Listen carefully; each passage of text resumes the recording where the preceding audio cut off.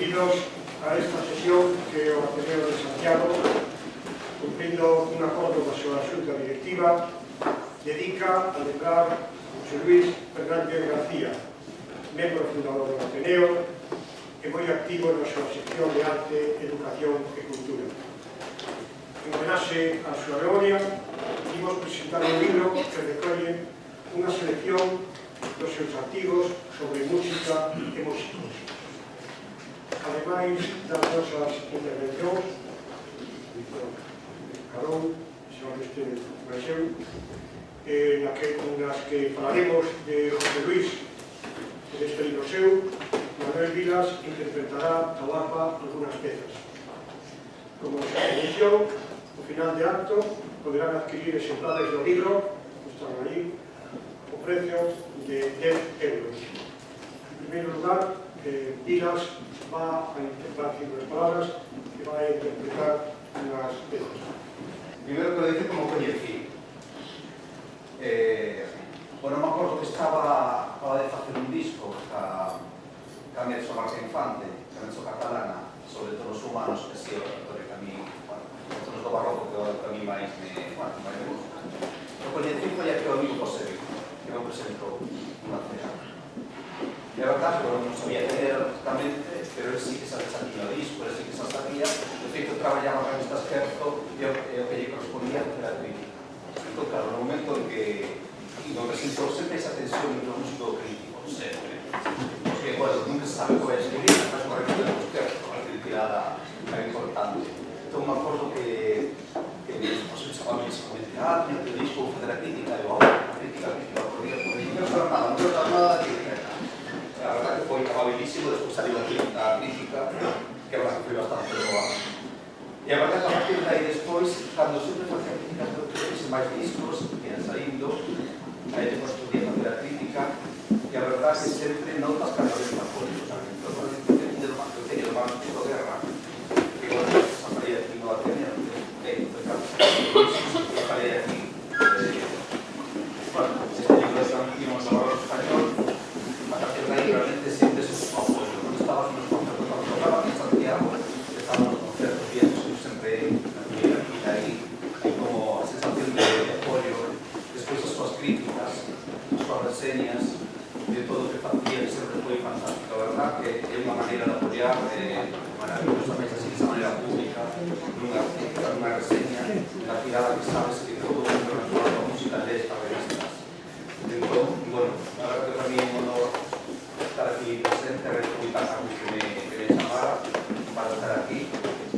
Bueno, vou tocar tres pezas esta intervención, que é un pequeno bloque de pezas do Renacemento. Unha peza de Antonio de Cabezón, a primeira peza que se chama Con Litorano, que é a primeira peza composta por unha muller en toda a historia da música española. Despois outra obra de Cabezón chamada Para quen cree yo cabellos.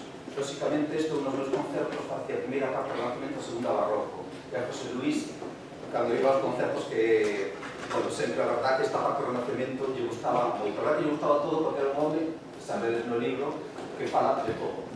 É dicir, desde Stravinsky hasta Verdi, hasta Corelli, hasta el Renacemento, o medieval que tamén fixo.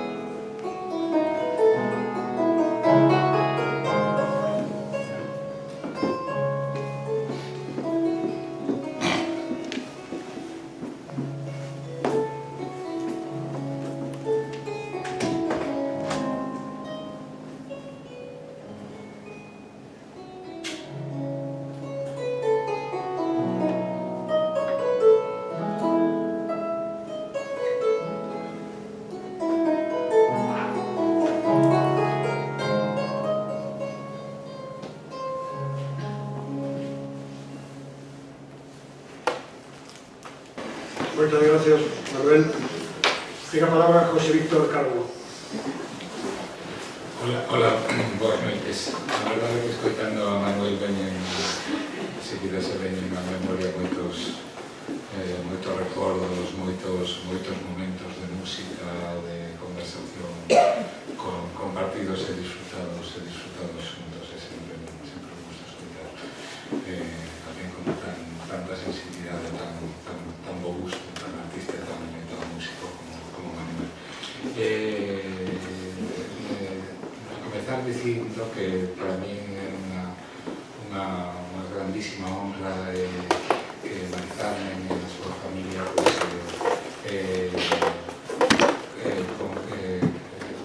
me chamasen para colaborar na edición e facer o prólogo deste libro, pois por todo o que significa, significou José Luis en 10 anos tamén moi importantes da miña vida, de moita actividade, o seu apoio, confianza, complicidade sempre foi trascendental e unha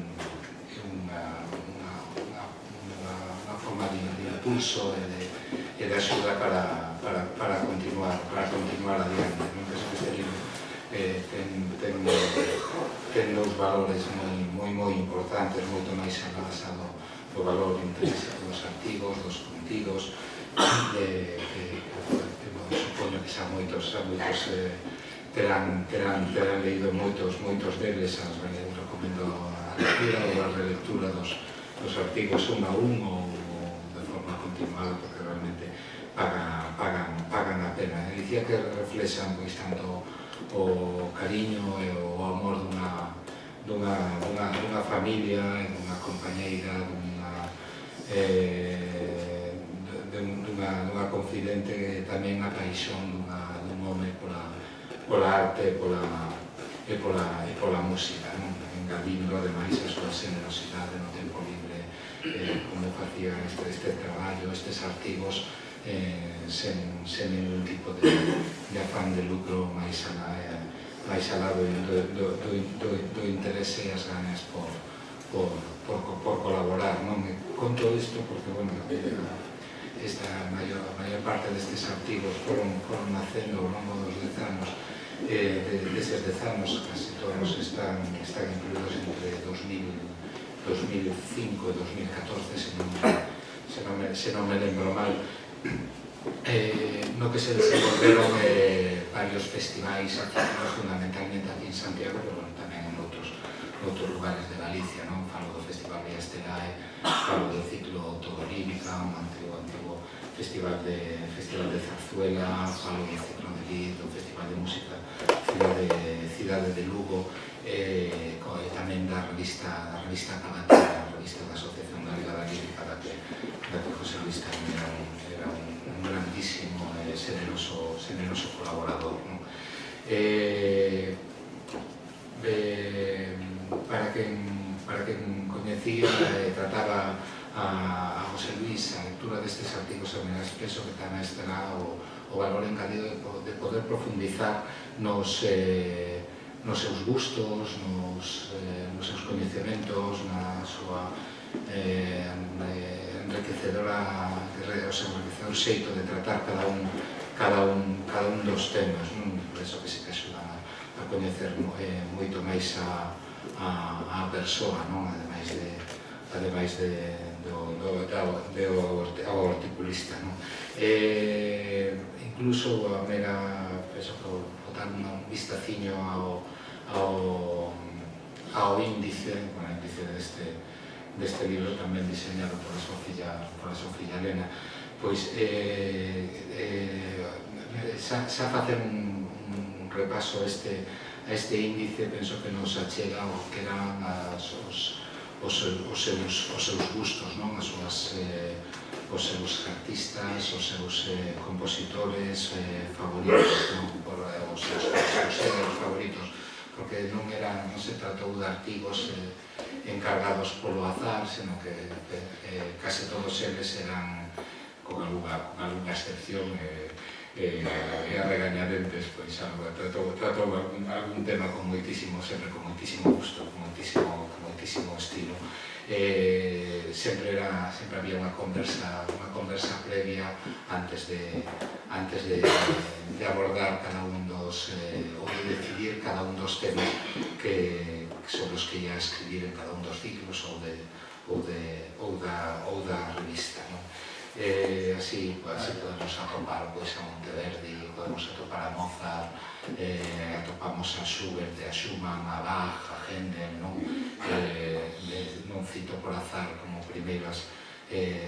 primeiros nomes a Monteverdi e a Mozart, non? Aí recordo algunha anécdota como un poquinho nas semanas antes da primeira edición do Vía Estelar, porque todo foi moi apresurado, feito en moi poquinhas semanas, e, bueno, empezaron a surgir oportunidades de programación, como foi un programa de Madrigais de Monteverdi dirixido por Rinaldo Alessandri, non? Recordo a cara de ilusión e de felicidade cando lle confirmei que ese concerto estaba xa pechado, inmediatamente se apuntou a escribir sobre os Madrigais de Monteverdi, un tema que adoraba, como adoraba Mozart, non? No libro, aparte do artigo sobre alguna das óperas de Mozart, sobre as bodas de Fígaro, de Don Giovanni, se non lembro mal, pois hai unha serie de 3 artigos que escribiu para a Cavatina para o 2006, no ano do 250 aniversario do nacemento de Mozart, e que empezamos como un artigo de fondo para a revista, lembrando este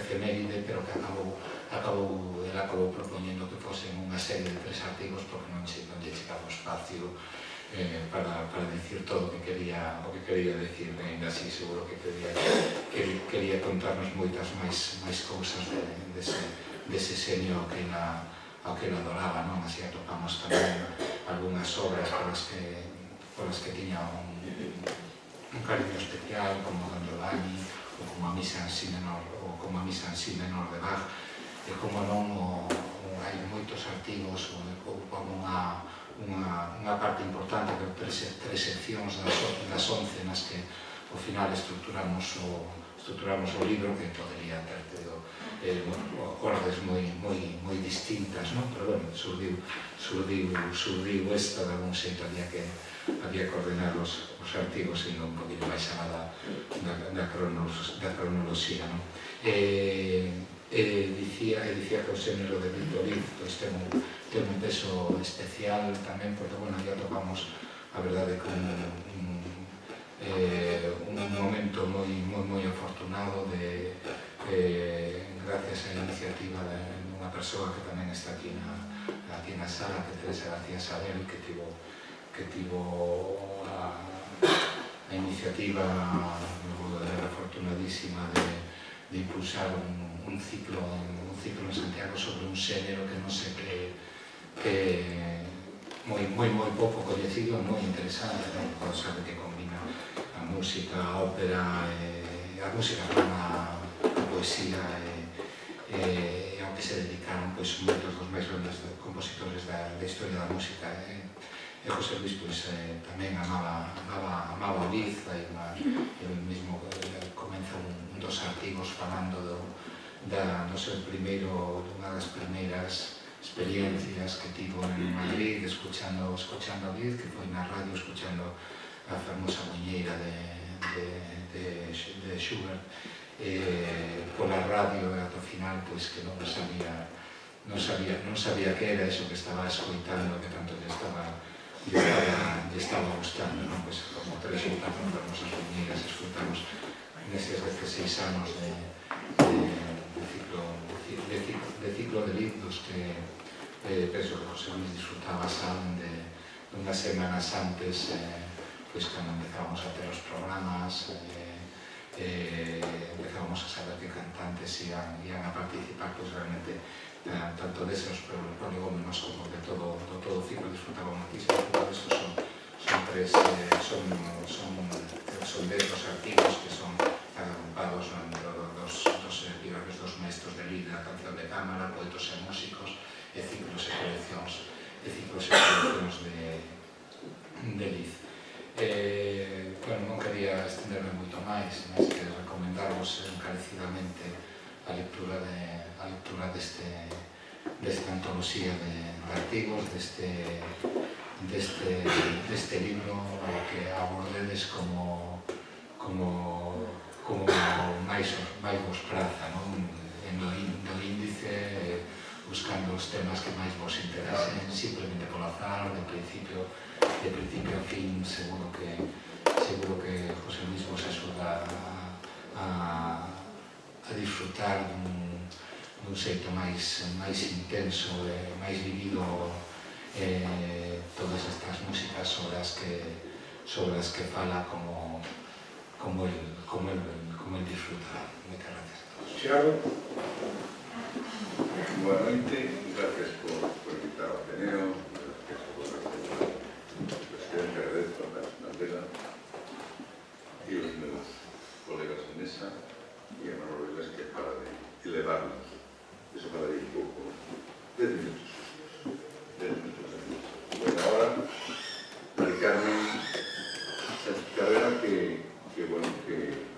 me dice Elena, e o disfrute de ter vivido con José Luis durante moitos anos.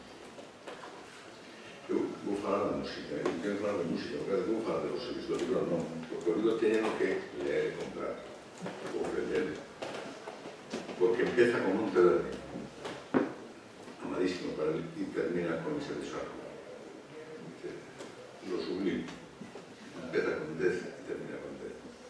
Un como intérprete, a outra o primeiro como compositor. Gústanos toda a boa música, a ben composta, aquela outra acompañada da boa literatura, máis que un simple libreto, a ben traducida, como diría e decía Pérez de Arteaga, a que nos emociona. Nos emociona porque nos inunda. Acaban de inundarnos agora. Eu vino nos seus rostros. Esta posición de aquí é unha posición privilexiada. Ese silencio que aparece na sala. Ese momento sublime, os rostros, e unha tos, e un movimento. Gústanos a música que precisa. Non dobra compases innecesariamente. Empastada instrumentalmente. Aquela dos legatos, dos fiatos, dos pianissimi, dos fortissimi, combinados con sutileza no seu contraste. Cando os instrumentos se preguntan e se responden e somos capaces de escoitalos case un a un e ao mesmo tempo no seu conxunto. Son capaz de percibir o único, son capaz de o conxunto da corda e o conxunto da corda co vento. Cando os solistas nos abrazan e nos sentimos abrazados pola densidade sonora, combinada coa profundidade dos graves, se botásemos en riba, como que nos deixa un oco para nós. A música bota en riba, non temos oco, non somos capaces, como, sin ser masiva, que nos deixe un oco, e sentir o tempo do silencio. Isto decime sempre Gracia. O tempo do silencio e o tempo da música. Saber interpretar un silencio é clave. Saber respirar nese silencio. Saber incluso dilatar o silencio. Casi o máis importante. Os que nos gusta a música movémonos nunha miscelánea de situacións. Por un lado, a comprensión de vida que hai que ter cara a que interpreta con empeño. Unha especie de benevolencia, de comprensión a aquel que interpreta, que se está esforzando e que sometemos inconscientemente a comparación unha grabación ou un concerto memorable. Esa memoria que temos ven sendo como un cofre que garda as nosas preferencias, onde non deixamos entrar a ninguén. Quedamos atrapados nese cofre. Gústame que aquela que escoitei aquel día, naquel momento, é un cofre de subjetividades non somente musicais, sino afectivas. E atrápanos. Pero de aí temos que salir. Si non somos, sencillamente, maiores. Bellos. Escoitar música é como un ritual que ten un prefacio. Escoitándoa antes de asistir a un concerto, como algo que inicia, preparado sempre para deixarte captar no momento sublime. Está preparado. Hai un momento, eu os noto no auditorio, poucos momentos, que te atrapado, en silencio. Cando se produce ese silencio compartido dos asistentes, o contraste despois coa lectura do programa, ou antes, a charla cos amigos, é todo un ritmo, un protocolo. E logo a memoria, que se elabora cando retornamos do auditorio andando. Invito a volver andando do auditorio. Esa charla co amigo, co outro, é esencial, porque estás registrando todas as outras opinións. Ahora que o tempo cambiou, pois a verdade é que podemos ir volvendo. Esa memoria vai se esvaecendo ou pasa a formar parte das nosas preferencias. Pero a música tamén no 98,1, os que dormimos poucos, a música no 98,1 é excelente. Saben o que é radio clásica? Que nos esperta coa beleza. Eu teño descoberto moita música pola noite, moitísima. Espero. Que será? Espero. A punto. Cando é moi xoven, os vesen do líder de Wagner descubrimos no 98,1. Dice, que isto, que esta maravilla, que é? 20 e tantos anos. E apuntei. Nos esperta coa beleza de pezas que aínda non coñecíamos, ou cando nos atrevemos a tocar a Fauré ou a Diabelli, superando a dificultade da aprendizaxe, como un alumno de conservatorio, a miña edad, que horror. Ás veces como ousadía a domesticar a escravitude do compás e transmitida as nosas andanzas polos tabiques aos sufridos vecinos. Música, cando tes algún amigo suscrito ao streaming da Filarmónica de Berlín e podes acceder en directo, como a semana pasada a Brahms, a Strauss, a Ravel, o millor. Música preta por té, cando diante dunha dúbida conectas a YouTube. Música cando descobres que un compás dun intermezzo de Brahms, aventura madre, xusto, 3 notas, aí está madre. Ou cando escoitas jazz, as contemporáneas. José Luis Fernández García era un sabio que sometía a súa erudición, distinto da sabiduría, aquilo que quería contar. Os eruditos que citan repetidamente o xe facilísimo citar, cabe facerse unha pregunta. Ben, pero ti que pensas? Pero ti que pensas? Tantas muletas, a veces, tanta erudición, esencialmente tan escudo. José Luis non era un crítico musical a uso. En este libro escribe antes, para axudarnos a situar o compositor e a obra no seu contexto. Logo traslada aquel momento ao contexto do presente. E así axuda, sobremaneira, a tratar de establecer o difícil equilibrio entre razón e sentimento. Porque alcanzaba a expresar con palabras conceptos tan complexos como a beleza, as emocións, pero tamén a fealdade e o desagradable que existe en música. Porque se a música é beleza, e a beleza é bondade na filosofía clásica, como Wagner foi capaz de escribir o judaísmo na música, un libro cheo de maldade contra un músico tan excelente como Mendelssohn. Non ten explicación. Pero esa é a música. Alfredo López Vivier, aquí presente, conta que unha vez charlando no patio da Universidade de Múnich co crítico argentino Juan Gastón Messerschmitt lle dixera que para escribir de música o que hai que saber escribir. Perfecto, hai que saber escribir. E José Luis sabe escribir. Magnífico, todo a gusto dele. Foi un traballador infatigable, que estaba en todo, en Cavatina, nos ciclos de Lid, en Villa Estelai, e del aprendimos todos. Temos a Mari Carmen, pero sinto, botamos da vez. Disfrutar da súa amizade e conversas sobre a Real Filarmonía de Galicia, as escolas altos estudios musicales e as excelencias para as que estaban programadas. Que diría José Luis Hoxe das relacións entre a Sinfónica de Galicia e a Real Filarmonía de Galicia? Eu sei, porque tiñamos comentado. Da ausencia de representantes públicos nos concertos. O de que Roger Viñoles, o noso Gerald Moore, xa non organiza o ciclo de Lid. Tamén.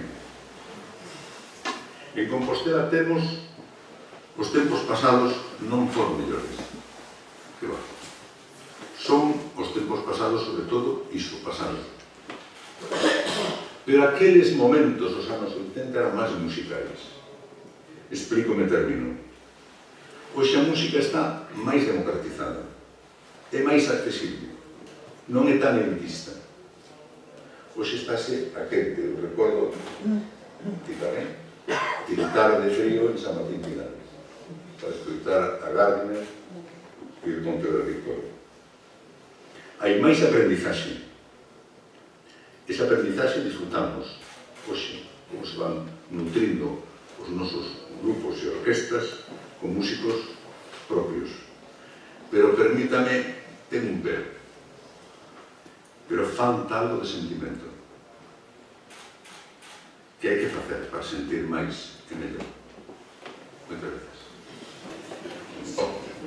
Como ha explicado José Víctor, y lo explica con más detalle en el prólogo que ha escrito para el libro que debe mucho a José Víctor, porque ha sido quien ha hecho fundamentalmente la selección, la organización de este volumen.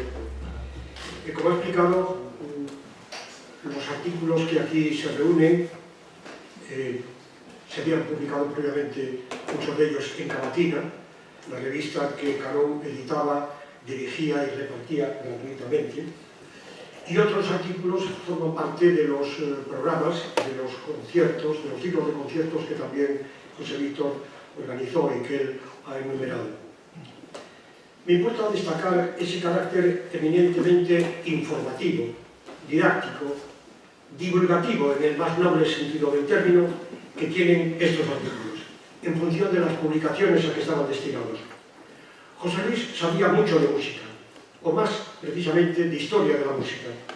Sin ser un profesional de la crítica ni un académico, sino un aficionado, un gran aficionado, era impresionante su caudal de conocimientos musicales, basados en sus muchas lecturas, los muchos conciertos a los que asistió, las innumerables grabaciones que escuchó o contempló. Mas, a pesar de ello, estos escritos suyos, como su conversación, estaban muy lejos de la exhibición erudita. José Luis era consciente de que la mayoría de los que asistimos a un concierto buscamos en las notas del programa la información, el comentario, la explicación que nos ayude a entender y disfrutar de la música. Y cuántas veces lo que encontramos son alardes de pedantería, exhibiciones teóricas, abstrusas explicaciones, tantas veces pseudopoéticas, cuando no simplezas o tópicos. La impresión que me produce ahora la relectura de estas páginas es comprobar la habilidad del autor para aunar sus amplios conocimientos, no solo musicales, con la sencillez y claridad en su exposición. Este es un libro de música que sin duda puede ser aprovechado por los especialistas, pero que están dirigidos a quienes, no siendo profesionales ni especialistas, sino simplemente aficionados, queremos saber más de música para disfrutarla mejor. En este sentido, hay aquí artículos donde los melómanos o melófilos, amantes de la música, podemos aprender mucho. Valga como ejemplo uno que en su momento, cuando lo leí en el programa de aquel concierto, me resultó tan iluminador como deslumbrante fue lo que luego escuché. La misa en si menor de Bach, interpretada en San Domingo de Bonnaval por Le Musicien du Louvre, con un impresionante conjunto de 8 voces solistas que también hicieron de coro por razones que aquí se explicaba José Luis en aquel texto, bajo la dirección de Minkowski. Un acontecimiento inolvidable para quienes tuvimos la fortuna de estar presentes y que ha quedado registrado en un CD. Yo no sé mucho de música, pero algo sé del arte de escribir. Y desde esta cualificación puedo afirmar que este libro, ya lo ha dicho alguien antes, este es un libro muy bien escrito, lo cual en estos tiempos no puede decirse de muchos de los libros que se publican. José Luis tiene, porque la palabra escrita queda, un estilo elegante y sencillo, fundamentalmente claro. Fue Ortega quien dijo que la claridad es la cortesía del filósofo. Y aunque José Luis no era filósofo, sí cultivaba, lo sabemos bien que nosotros tratábamos, la cortesía. Con esa claridad, indicio de cortesía, nos acerca a los músicos y a la música, para que gocemos de ella como él gozaba. De los rasgos que marcan su manera de escribir, quisiera destacar el humor. El humor sutil, inteligente, elegante. Algunos lo calificarían de inglés, yo diría que es asturiano, que solía manejar en su conversación. Permítame citar un ejemplo. En la página 50, a propósito de las canciones de Hugo Wolf sobre poemas de Miguel Ángel, escribe: esto me hace recordar el viejo chiste del servidor del Real Madrid de los años 60, que pasando por delante de un teatro de ópera y viendo un cartel en el que figuraba Di Stéfano, exclamaba: ¿qué tío? ¿También canta? Y les cuento de que Michelangelo Buonarroti, españolizando Miguel Ángel, sigo citando a José Luis, también era poeta y de verdad. Hasta aquí la cita. Evidentemente, el chiste solo funciona, y para ustedes ha funcionado, si sabemos que en la ópera de los años 60 triunfaba un tenor italiano con el mismo apellido que el futbolista argentino. Pero, y eso constituye otra vuelta de tuerca en el sutil humor de José Luis, nuestro recordado amigo, unos párrafos más adelante, en el mismo artículo, vuelve a jugar con el chiste. Ahora, recordando una grabación de canciones de Wolf interpretadas por Elisabeth Schwarzkopf, acompañada al piano por Wilhelm Furtwängler, comenta: y de Furtwängler podemos decirlo de antes, ¿qué tío? También tocaba el piano. Otra pequeña broma, solo para los melómanos que reconozcan que aquel pianista era uno de los más importantes directores de orquesta del siglo XX. Otras veces la ironía es más directa, descarnada en su intención. Así, cuando a propósito de la Valquiria alude, cito, a la dichosa cabalgada que unos y otros han destrozado sin piedad, particularmente los nefastos seguidores del enano nivelungo de negra alma e inconfundible bigote. Fin de cita. Esta referencia permite aludir a cómo en estos artículos aborda la dimensión histórica, social y política inherente al arte musical. Nótenlo, por ejemplo, cuando repasa la biografía y producción de músicos como Marc-Antoine Charpentier, Kurt Weill o Richard Strauss, tan mediatizados por la situación social y política de su tiempo, o el papel revolucionario, y no solo en el sentido musical, que supuso el estreno de Las bodas de Fígaro. Ello tiene que ver con algo que siempre admiré en José Luis y que el repaso de estos artículos me ha confirmado: la dimensión profundamente humanística de su afición musical. Me refiero a su deseo de insertarla o conectarla con ese conjunto de saberes que genéricamente denominamos humanidades, y que para él, ingeniero por formación, economista por actividad profesional, resultaban muy próximos, como parte de sus lecturas, literatura, historia, ensayo social y político, y aficiones, el arte, la fotografía, el cine, los viajes. Esa cultura humanística se evidencia especialmente en determinados artículos. Además de los que antes cité, mencionaré el dedicado a las canciones para la película Don Quijote de Paz, que evidencia los conocimientos del José Luis cinéfilo, y otro que como profesor de literatura valoro muy especialmente, Shakespeare y la música, donde se revela la familiaridad con la poesía, su familiaridad con la poesía y el teatro shakespeariano. Me consta que ha sido Mari Carmen, verdadera artífice con José Víctor de la preparación de este libro, quien ha elegido como cita que lo abre la frase de Ernest Fischer y al final Mozart, siempre Mozart. Sé también que en algún momento pensé que ese fuese el título del libro, porque sin duda alguna el músico santurgués es quien domina el libro. Me he tomado la molestia, que es muy fácil con ayuda de las herramientas informáticas, de contar sus menciones en estas páginas. Y he contado que son más de 130 las veces que se menciona a Mozart, frente a 64 Schubert, 59 Händel, 50 Bach, 47 Brahms, 46 Haydn, 35 Wagner, 26 Vivaldi, 20 Mahler, 20 Monteverdi, 10 Beethoven. Evidentemente es un claro indicio que probablemente obedece a sus preferencias musicales. Sea como fuere, los artículos dedicados a Mozart no son solo los más abundantes, sino acaso los más valiosos o interesantes. Tanto los dedicados, recordaba antes José Víctor, a resumir su breve biografía y su asombrosa producción, como los que se ocupan de aspectos o títulos concretos de su asombrosa producción, como he dicho. Por ello, considero especialmente admirable el breve texto titulado Buenas tardes, Mozart, por la maestría con que resuelve el dificilísimo encargo de presentar a los niños la vida, la personalidad y la obra del gran músico. Dije antes que José Luis escribía muy bien, porque pensaba muy bien. Ambas dimensiones, la forma y el contenido, el pensamiento y el estilo, resultan en su escritura perfectamente coherentes. Permítanme mostrarlo y concluiré con un par de ejemplos que evidencian esas dos dimensiones. El primero corresponde al párrafo inicial de su artículo sobre Corelli, a quien califica en el título como austero iniciador del esplendoroso barroco instrumental. Cito el comienzo del artículo. En algunas ocasiones poco tienen que ver la vida y las características humanas de los genios con las de las obras que crean, y pueda darse así la paradoja contenida en el enunciado. Es el caso de Arcangelo Corelli, un austero y solitario solterón de vida enteramente dedicado al trabajo, en una Roma sumida en el esplendor de sus palacios cardenalicios, al revés de como debiera haber sido, teóricamente al menos, la vida en la capital de la religión católica. Siempre vestido de negro y sin más afición conocida que la pintura, fue no el primer creador, pero sí el autor que estableció el canon que habrían de seguir los dos grandes géneros que dominaron la música instrumental del denominado barroco, la sonata para instrumento solista y el concierto. El segundo ejemplo que citaré es una muy convincente explicación del sentido último del Lohengrin wagneriano.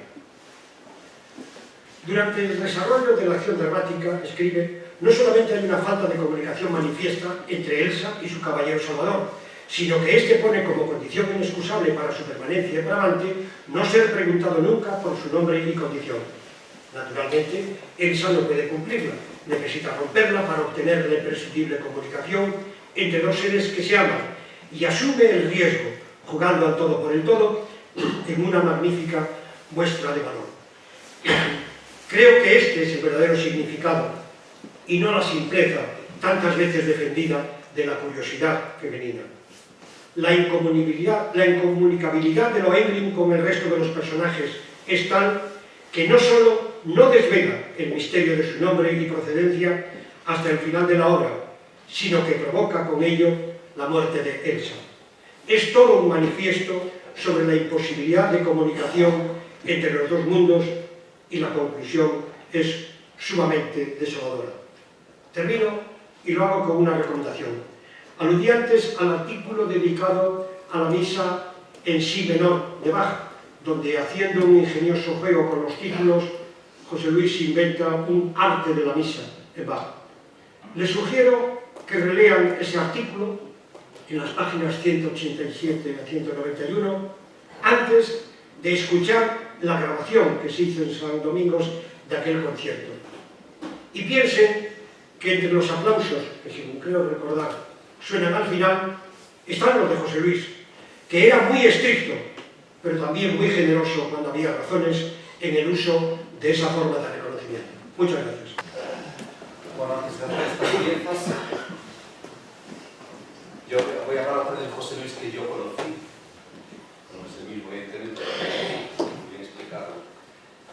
Bueno, yo no sé si saben, hablo a grandes rasgos un proyecto que tengo de un manuscrito de canciones del siglo XVII español, que está aquí en la Biblioteca Serán, un manuscrito guerra, que a José Luis le encantaba el proyecto. Vamos, encantó decir, eso se hizo gracias al ya desaparecido Estelae, a Radio Galicia y a la discográfica Naxos. Y vale, eso lo vuelvo en cuarto, esperando que salgan ya los dos últimos. Y bueno, José Luis, Carmen nos ha estado en su casa en una ocasión hablando de este manuscrito, y Carmen dándome unas indicaciones de su conocimiento de historia y posibilidades de entrañar ahí ciertas peculiaridades del manuscrito. Y bueno, me encantaba, la verdad, es que siempre había que apoyar esa música, había que hacerla más. De hecho, estuve aquí en el Ateneo haciendo una conferencia en el manuscrito de guerra gracias a José Luis, que fue el que me lo sugirió, el que me lo dijo. Y bueno, para mí el manuscrito de guerra es el proyecto de mi vida, porque llevo más de 20 años haciéndolo. Y pues entonces siempre, bueno, es muy emocionante cuando José Luis me apoyaba en los conciertos y le alegraba mucho que lo hiciera por fuera.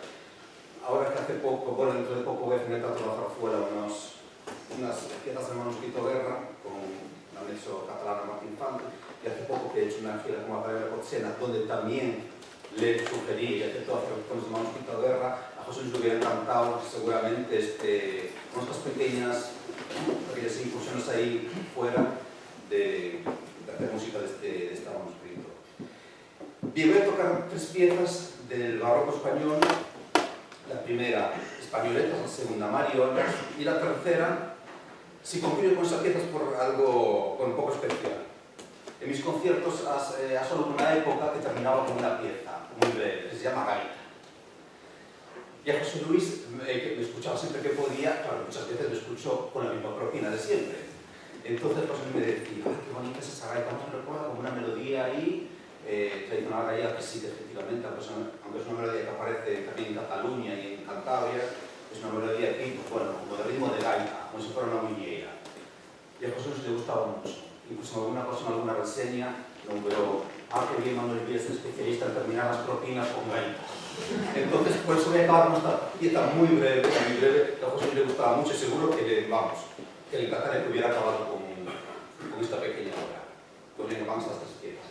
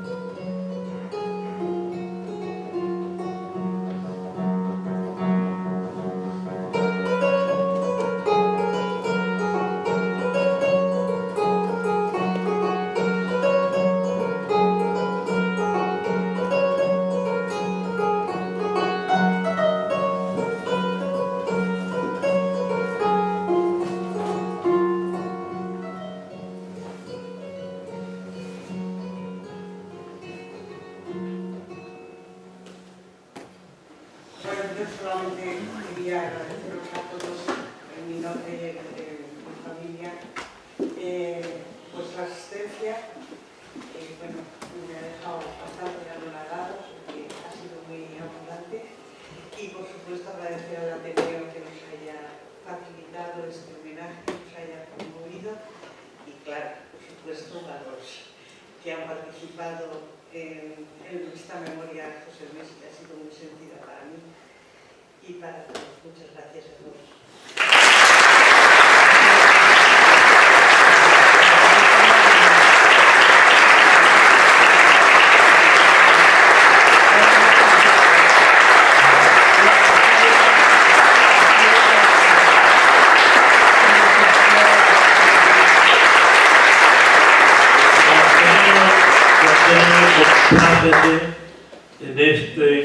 En esta entrega de este ramo de flores a Carmen, porque simboliza la permanencia, los recuerdos de la lembranza permanente de José Luis, y que parece que flota en este aire, en este silencio que quedou despois da intervención musical e da fala dos seus amigos e da nosa presencia, da vosa presencia, que entre todos nos recordamos